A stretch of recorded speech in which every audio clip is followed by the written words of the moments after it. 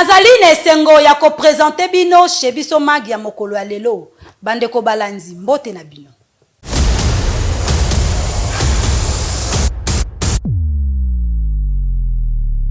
Tofongola basango ya mokolo ya lelo. Ndenge kaka elobama moto asali te alia te. Ba pêcheur ya kinkole baleli bateki port. Bazali ba père de famille tolanda.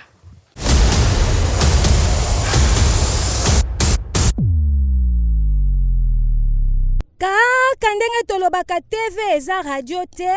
Awa tozali na port ya Kinkole. Ba pêcheur baza kolela epai ya ministre ya pêche élevage Jean-Pierre Chimanga atalela bango nanu likambo ya port oyo. Kala tango tozalaki kokola port ezalaki esika ya ba pêcheur. Kasi lelo kokamwa port ekomi kotekama ndambu bino moko boyoka. Biso toza libongo ya Kinkole libongo pêcheur. Tozo nyokwa mande tozo nyokwa matalaka sorti ya mai oyo. Ba policier balongwe banda likolo kuna ba ekokanga. Bano bazo sunga ba parents na bango basela biso bambisi. Bakabalandi mwana nde tolo bebale o mwana uti kozinda ça fait 3 jours. Mwana zindi na kati ya mai oyo. Ba policier mutu balandi e mwana wana batika kokunde na bourgmestre. Famille na yebite, libota na yebite mais mwana batamito tolo basi bakunde. Merci la famille bakonja mboka bo sunga biso na libongo ya Kinkole. Tozo nyokwa. Ba soda baza ana kati ya libongo, mais ba otinda ba soda ba uta libanda bazo kota na kati ya frontière, ba ya kota ba désordre. Bande kuna biso ya pêche bazo kufa na mai. Bakonzi toza na difficulté au choléra et koteli biso na libongo ya Kinkole. Nde toza biso tobika na ba pêcheur. Mais majorité ba pêcheur bakomi koyela biso bango ebembe. Et balenyo se tondi choléra. Bo sunga biso botinda biso ba kisi na libongo ya Kinkole, ba pepela biso ba kisi na libongo oyo. So ba pesi biso ba kisi ana kati ya libongo ba pêcheur ba osila na kufa te. Tozo perdre déjà depuis choléra, sanga choléra se koti na libongo ya Kinkole. Tosi to perdre ata 3 pêcheurs. O bazo kufa na makambo ya choléra. Komona ngai Bajoko Asimo Godé. Nazali coordonnateur ya collectif des techniciens pêcheurs et aquaculteurs du Congo. Alors, biso awa na Kinkole, tozo mona lelo port de pêche et komi milieu moko n'importe qui akouta libanda soka na bambongo na ye aye koluka kosomba espace ya port de pêche. Lelo pêcheur azali sous na place te ya kotia pirogue soka oti pêche place ya kogare pirogue espace wana ezate. Port de pêche est comme envahi na babalenye. Pour pêcher boîte ya ni ya pêcheur et même quoi conseil na libongo au moins que ba komi ko benga na ye. Mais place ya pêcheur ezawa. Yango biso ba pêcheur to senga kana patron na biso ya ministère son excellence monsieur Timanga bwana akita ka na base akiti sur le terrain toza vraiment na posa na ye aye atali batunanga ndenge nini baza maltraité boy comme ça abongisi la biso monde na biso ya pêche puisque ça ministère na ye vous allez vraiment na posa na ye mingi to mona ye en chair et en os po ayeba posa na biso tala pe passe biso ba pêcheur to mona na mboka ya Kinkole. Souci na biso neti biso ba maman marieuse ba maman ba tekaka mbisi. Souci na biso ezali tala na port na biso ndezali. Port na biso ezali mabe makasi. Basundola biso na ba pêcheur. Pour port de pêche et koki kozala modèle ezali te. Port de pêche il faut ezala propre. Kabamboka ya batu mususu ya bapaya. Otali port de pêche na bango luli. C'est que monde à pêche awa na biso na Congo bazwa ba pêcheur lokola batu mopamba batanga te donc bazwa ka pêcheur na valeur te. Yangwana ozomona nzoka ne monde à pêche. Omoni na diamant monde à diamant.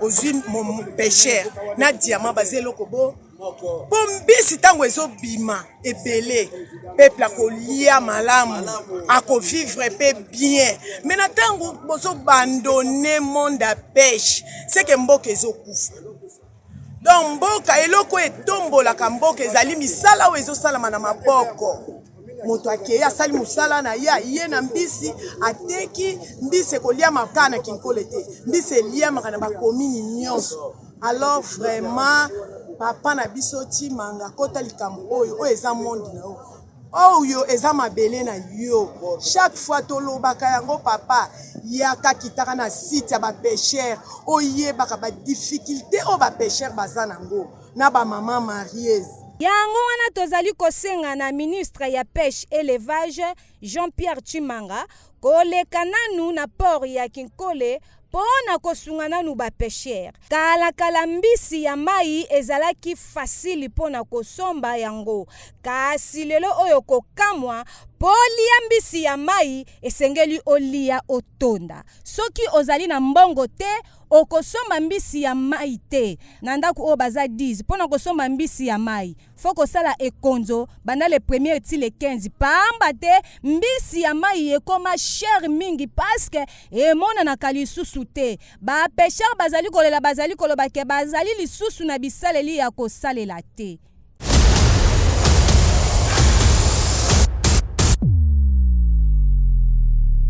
Basala poubelle pona kobwaka bosoto kasi bandeko baboyi na bango kosalela poubelle tolanda.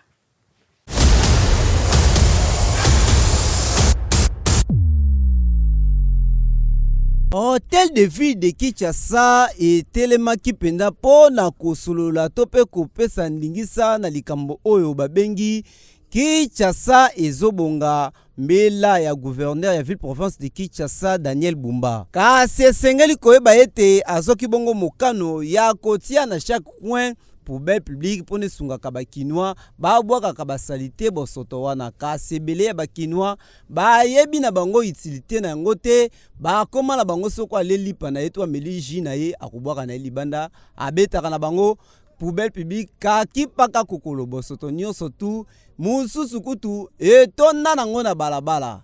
Tala tina bango moko ba opérateur to pe ba agent ya Kinshasa ezobonga bakitaki na terrain pona kosensibiliser population pona likambo oyo ya kotia bongo propriété na coin ya ville province Kinshasa yango bakitaki pona kosolola boye. Qualité ya déchets eza pratiquement impossible ekota na camion compresseur. Alors yango moni yango eza na mabele ba déchets au camion compresseur ekoki komema eza ba carton ba bouteille en plastique et puis ba déchets eza facilement transportable. Donc eza mabele et sangana na ba produits agricoles yango eza impossible tokota na camion compresseur nde yango moni yango ezo traîner mais tozo luka solution ezali tozo luka ben na biso ya hôtel de ville eya na tractopelle to charger yango to kende ko bwaka yango bisika elongo ba. Ouais, comme on a Joël nazali agent assainissement à Lemba. Maloba nanga ezali ke topesa chef de l'état merci. Topesa pe Jean-Serge Poba bourgmestre na biso ya Lemba. Merci na ba effort nyonso do sala pona ko lutter contre bosoto et puis à lutter contre l'érosion parce que route na biso ya université ezalaki vraiment des ordres de makasi donc mitu ebandea ko lekate. Mais tout le monde na makasi nyonso na ye pe na Hollande kobisa ba contrôle na gouverneur na biso nde omoni ke bayeba banger ye bazosala musala atwa longonia na bourgmestre na biso ya Lemba eloko etikali kaka tozosenga kaka na gouverneur de la ville atela biso problème ya ko espace mpona totia ba vendeur parce que ndenge azolobela biso balabala eza wenze te ezali bongo mais sikoyo ba vendeur awa mingi bazana bango près ya kosomba ba espace ya kozwa po bateka balesa bana na bango nde tozosenga mpe atela kana biso ya rond-point ngaba nini yakoki kosala pour ke bamama wana balukaka mwa nini olie bazala na nzela bazala na espace oyo ekozala malamu mpona ke balabala eza wenze te. Awa tokosenga na population boye ba utilité ya poubelle publique pe na bakonzi ya mboka esengeli kolandela bato oyo vraiment bazongi koteka awa na rond-point ngaba esika oyo babenganaki bato kasi population azongi na ye lisusu akomi na ye lisusu koteka awa atala penda boye ezali ko créer ba embouteillage ya ndenge ya kosakana te. Autorité à l'État, il faut vraiment la respecter awa na kati ya République démocratique du Congo, plus précisément na Kinshasa.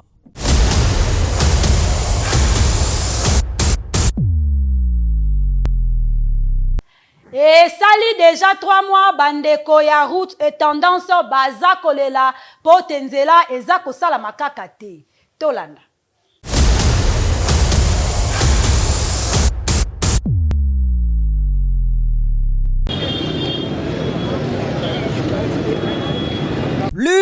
3 mois yango oyo mokoka depuis misala oyo ebanda kosalema awa na rond-point et tendance vraiment population bazali komituna lantere yango ezali dia kuwa mosolo esi ebima bapesa deya mosolo epai ya bakonzi ya mboka po ete misala esalama na lombango kasi niveau misala ezali kosalema ezali kolekela bango pe ezali kokreye bambuteyage bato batika na bango société ezali kosala mosala wa basundola batika na bango misala yango kaka ndenge na population bazali komituna soki bakonzi bamonaka to pe bamonaka te oyo ezali kose passer na coin oyo boyoka ndenge basololaki.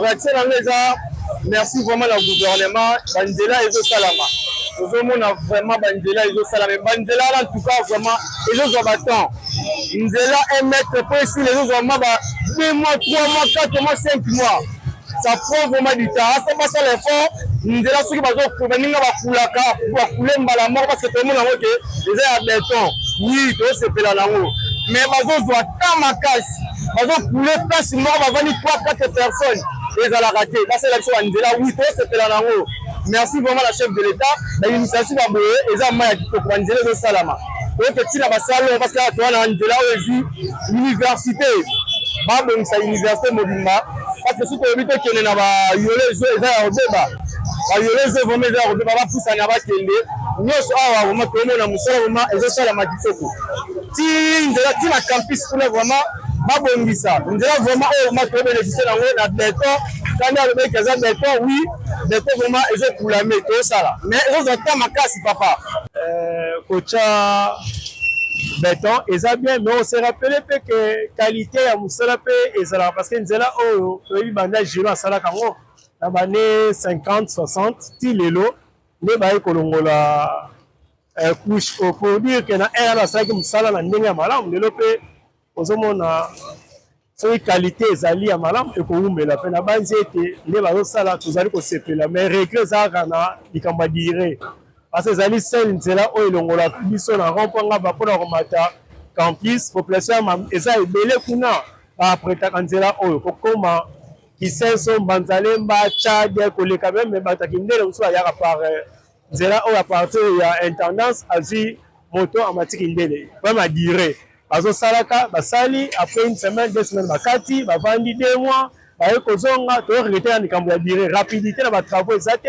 alors que nzela oyo eza d'usage vraiment ya makasi epa bato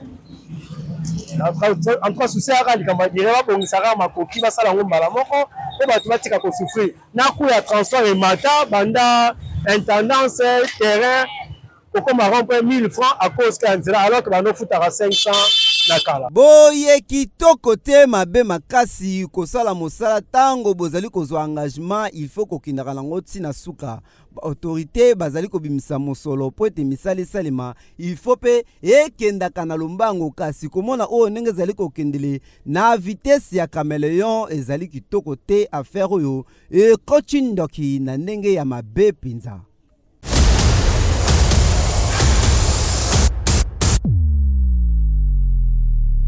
kozala na bonne santé ezali ngolu euti epai ya nzambe na route poids lourd papa asali crise na volant tolanda.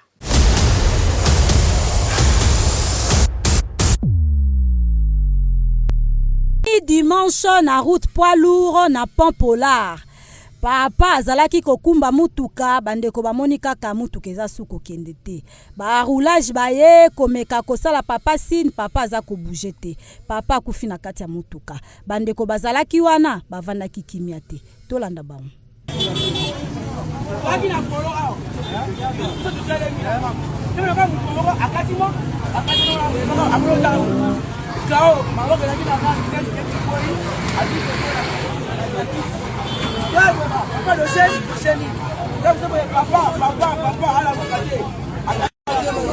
Yango tolobaka na ba age mosusu esengeli tozwaka kaka ba chauffeur en plus Tango tobimaka toujours na pièce d'identité parce que oyo ebongameli yo na mokolo oyebi yango te.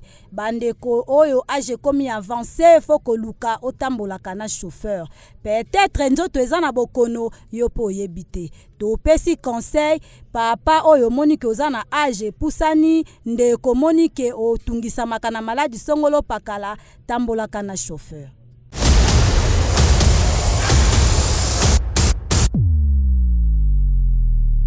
Na basango ya international guide suprême iranien akufaki ezalaki bongo confirmé et pas ya autorité iranienne. Tolanda.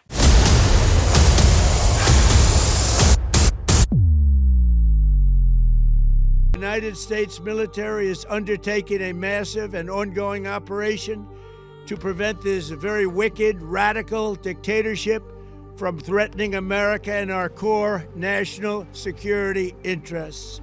Guide suprême ya Iran Ayatollah Ali Khamenei akufaki na frappe o esalemaki mokolo ya samedi 28 février na territoire iranien suite ya opération militaire américo-israélienne. Président américain Donald Trump a annoncé ki bongo décès ya président ya Iran. Pe ba autorité iranien ba sila ki bongo kon confirmé décès Ayatollah. Pe ba ordonna ki bongo 40 jours ya deuil national. L'homme de 86 ans Ayatollah a sali bongo 36 ans na pouvoir na ye. Ka se sengeli koyeba ete azala ki bongo guide suprême de haute autorité politique et spirituelle na kati ya Iran. Pe azalaki bongo na fonction ya chef de l'État pe leader religieux. Ka se sengeli koyeba ete situation yango ya Iran ezali kotungisa population ya Iran pe bazali na kimia soko mokete. Communauté musulmane oyo bavivaka kuna na Nigeria ba marchaki bongo po na kolakisa bongo contestation na bango na oyo ezali koleka na kati ya mboka na bango. Pe bazali kosenga penza na bato to pe na communauté internationale kotala bongo oyo ezali bongo dossier na bango po ezali kosala mabe makasi komona makambo oyo ezali koleka actuellement. Est-ce que toloba nini oyo ezali kotalisa 3e guerre mondiale ezali na préparation nango to pe ndenge nini makambo oyo tozali kotala pe tozali kosimile.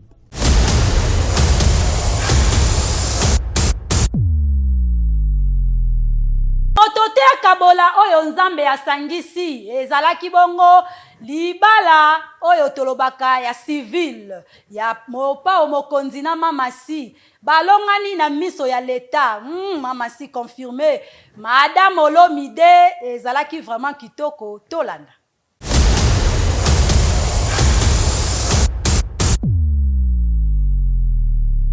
Célibat ekwei kaka ndenge balobaka que le mariage soit honoré de tous. Le grand mopao Kofi Olomide motema ya mamasi veut dire bonimela ngai mokolo ya samedi 28 février bakweisaki célibat na ndenge ya kosakana te kaka ndenge bozali komona na bilili. Le grand mopao alobaki cette fois-ci désormais mamasi a komi na ye engagé bino oyo botsaka mamasi misu bino pe oyo bomataka na ba live kosalela grand mopao bokomisa ye bolingo na bino amour illusoire bovanda moke na ba live na bino ya TikTok. Onga likango ya mopao tobanaki ko vivre na mopao mokonzi tala luvunu na bino le grand mopao Kofi Olomide akweisi na ye célibat alobi cette fois-ci mamasi nde azali kokonza awa na kati ya Mofleri.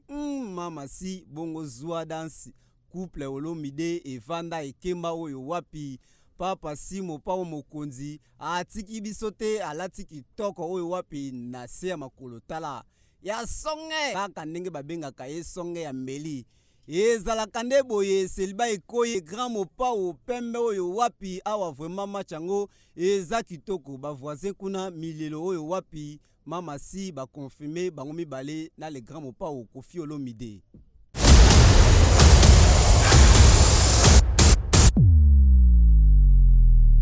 Nazalaki nesengo ya ko présenter bino chez biso mag ya mokolo lelo ngai wa bino Miriam Ngele tokutani na numéro o ezali koya.